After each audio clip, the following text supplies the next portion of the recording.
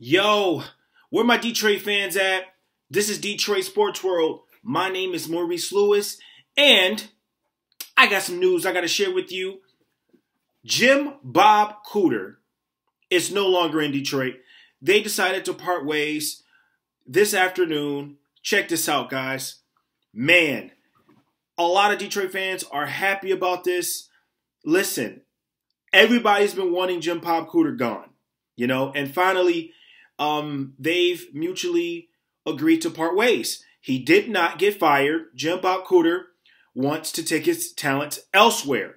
Now, we all know that Bob Quinn, the same situation as Jim Caldwell. The same situation with, getting rid of Jim Caldwell and bringing in Matt Patricia. This is one of those same situations where, they're parting ways with an offensive coordinator because Bob Quinn did not hire Jim Bob Cooter. Jim Bob Cooter was already there with Jim Caldwell. So, he wants his guy, and we're going to wait and see what happens. But, man, is this a shock? Is this a surprise? No, it's not. But what's shocking to me is there are teams in the NFL right now calling for Jim Bob Cooter's help. Calling, and they're interested in his talents, and he's going to have interviews. He's going to have teams lined up to interview him. So congratulations to that man. But the work that he did in Detroit, his first year, after he replaced Lombardi, obviously he did pretty good there. But after that, he wasn't good. In my opinion, his plays were predictable. His plays did not make anybody better that's on offense for the Detroit Lions. Now, did Matthew Stafford, did he play more of a safe game? Was he not taking more risk? We've seen really good things out of Matthew Stafford, especially the first year of Jim Bob Cooter taking over.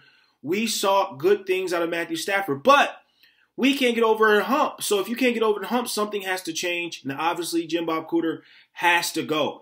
So, in most cases, and most people are saying they're happy about this. But what I'm going to say is I'm happy about this because we need to get over the hump. And Jim Bob Cooter did not necessarily make Detroit's offense better and didn't get over the hump. But check this out, guys. I'm going to give you some coaching offensive coordinator candidates that Detroit can choose from. And one of the guys that the fans are really looking at is Adam Gase. Literally the head coach who got fired from the Miami Dolphins. Really good coach, by the way. Actually almost made the playoffs, but, obviously they're in the same division as the Patriots. So obviously, that was going to be, obviously that was going to be a, the Patriots are always good. And they prepare very well for, obviously, conference games. But, Adam Gase, was he wrongfully fired? Some would say yes.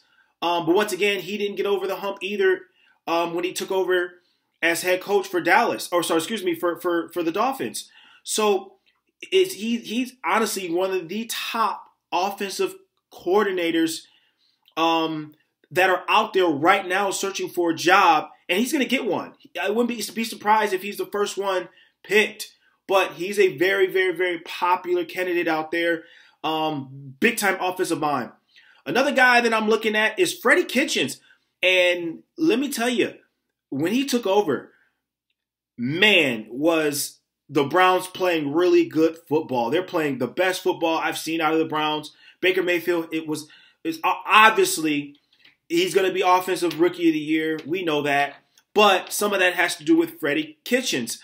Putting him in a position to be successful. Freddie Kitchens did a really good job with the Browns. Another guy I'm looking at is Nathaniel Hackett. Was an offensive coordinator for the Jaguars. And some will say, probably, why are you looking at him? He didn't do anything. Well, let me tell you something, guys. Before he got fired as a Jaguars offensive coordinator, he had to deal with Blake Bortles' sorry play. And for him to deal with all of that and to make him be successful, for him to for the Jaguars to go to the playoffs last year, something had Nathaniel Hackett he played a big part in that. He really did. So, if I'm looking at an offensive coordinator who still, is a good mind, I'm looking at Nathaniel Hackett. Another guy I'm looking at, and once again, people may say, why are you looking at him? Is Steve Sarkisian. Steve Sarkisian was the offense coordinator for the Falcons, and he's got a lot of college coaching as well, but experience as well. But Steve Sarkisian, did decent as offense coordinator for the Falcons. They had a lot of red zone struggle, but I don't think that was Steve Sarkisian's fault. I think that was Matt Ryan not being able to get Julio Jones the ball. You know what I'm saying? So honestly, guys, if I'm looking at that, I'm looking at Steve Sarkisian, who definitely has a lot of coaching experience, especially on the offensive side as well. And another guy I'm looking at is Shane Warden. Shane Warden, he is the passing coordinator for the Rams, and they have looked spectacular.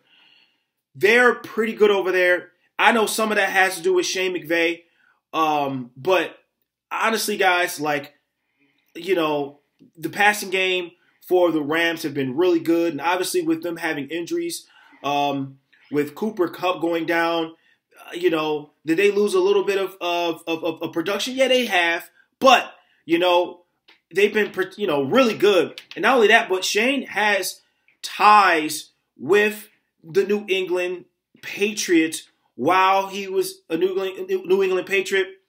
Bob Quinn was there, and Matt Patricia was there.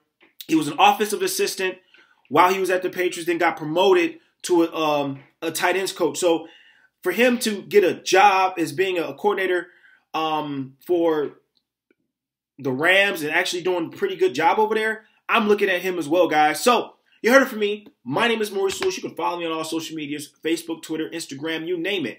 Let me know what you think about this video. I'm out. Peace.